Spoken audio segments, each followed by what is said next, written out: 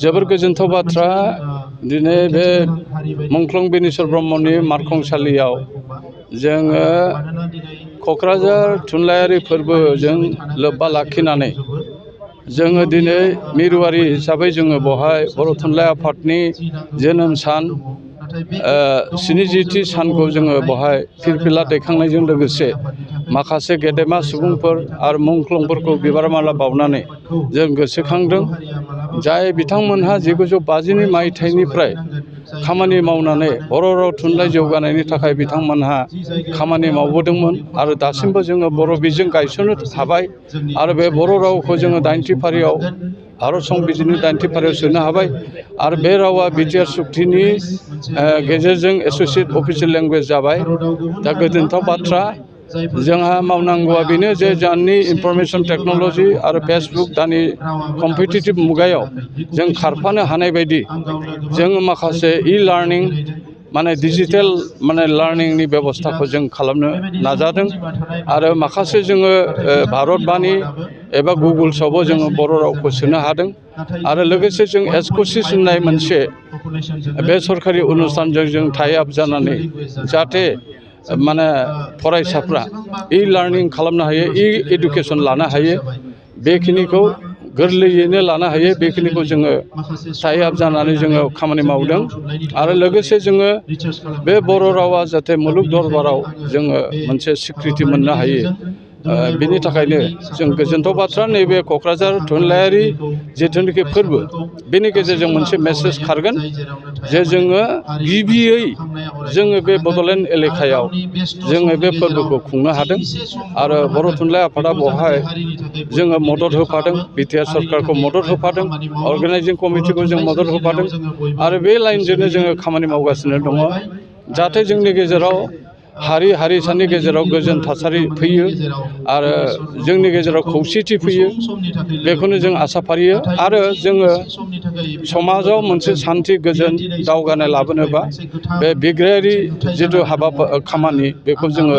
अराय जोङो माने माबा खालामो बिथांमोना मेइन स्ट्रिमाव फैनानै जाहाथे माने बिथांमोना हाथियार दैग्रा बिथांमोनहा माने सान्थि सुक्ति एबा गोजोन सावरायनायाव बिथांमोना आवगायबोयो बेखिनिखौ बर' थुनलाइ आफादा मोनसे समाजारि अनुस्थान हिसाबै आफाद हिसाबै जों खावलायबोदों आरो दाबो खावलायगासिनो दङ बेखिनिखौनो जोङो बर' थुनलाइ आफादा समाजारि खामानिखौबो मावनाय जायो लिटारेरि डेभेलपमेन्टनि खामानिखौ मावनाय जायो लोगोसे जोङो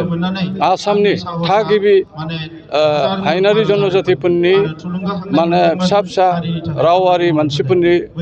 राव दावगानाय थुनलाइ दावगानाय आरो हारिमु दावगानायनि थाखाय जोङो मदद होबोदों आरो आसाम साहित्य सभाजोंबो जोङो सम सम सावरायनानै आसामनि माने बे गेदेरथार मोनसे रायजोखौ माबोरै जोङो जौयै खौसेयै जों दावगालांनो हायो बेखिनिखौबो जोङो सानो एखनबा साननाय जादों आरो माखासे जोंहा बिथांखि दंबावो भारतबर्षआव माखासे गोबां थुनलाइयारि फसंथान दङ जेरै बुक ट्रास्ट अफ इन्डिया बेनिफ्राय साहित्य एकाडेमि आरो बिदिनो जोंहा माने हिन्दी डाइरेक्टरेट दङ आरो बे CSTT दङ बिथांमोननि आसनिफोरखौ बिथांमोननि बिथांखिफोरखौ जों मावफुंनो थाखाय जोङो नाजागासिनो दं।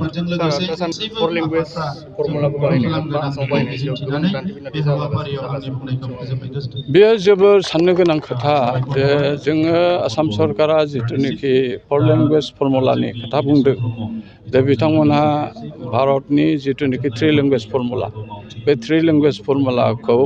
बिथांमोना मिथिखागौ जोंबो मिथिगौ जे बिमानि राव बे इंलिस आरो हिन्दीया नेशनेल लेंगुवेजआ बे 3rd लेंगुवेज बेनिफ्राय जोङो आसामनि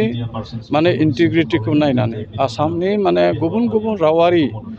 बेवहाय माने गोबां रावारि मानसिफोर थानाय जायगा हिसाबै जोङो सानदोंमोन जे गुबुन गुबुन रावखौबो जोङो रोंनांगौ बे लाइनाव जों खामानि मावनो थाखाय जोङो सानदोंमोन जों नुनो मोनदों उननि बेलायाव जों जिथुनिखि पोस्ट ग्रेजुएट टिचार्सनि जिथु एडभार्टाइजमेन्ट आरो जिथु ग्रेजुएट टिचारनि एडभार्टाइजमेन्ट आरो बावैसो माने पुलिस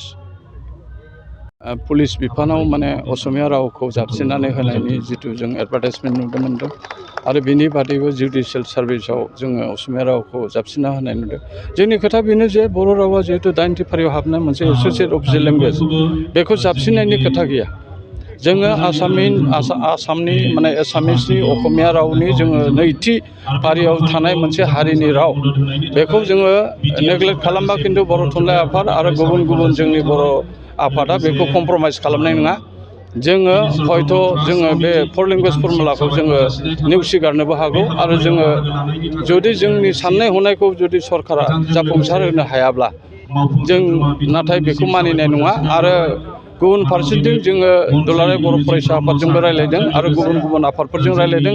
गुबुन जोङो माने मेलेमजिबिफोरजों रायज्लायदों जे बे बर' रावखौ माने माबाखौ 4 लेंगुवेजखौ लायोबा जोंहा मोननै प्रब्लेम फैगोन। मोनसेया जाबाय लेंगुवेज प्रब्लेम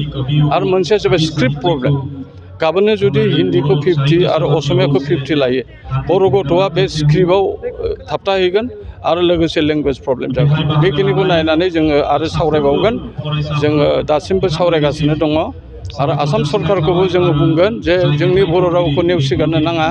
जोंनि बर' रावखौबो आजावनानै लानांगौ।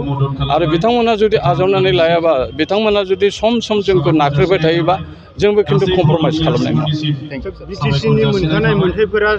बेखौ जों दा बुंनो हाया। बेयो राजखान्थियारि मोनसे माने थांखि आरो बेखौ बिटिआर सरकारा मावगासिनो दं आरो बिथांमोना बेखौ सुस्रांनायनि राहा हयथ' लागासिनो दङ। जों खोनानो मोन्दों जे बिथांमोनहा थाबैनो हयथ' सावरायनायनि गेजेरजों माबा मोनसे खालामो।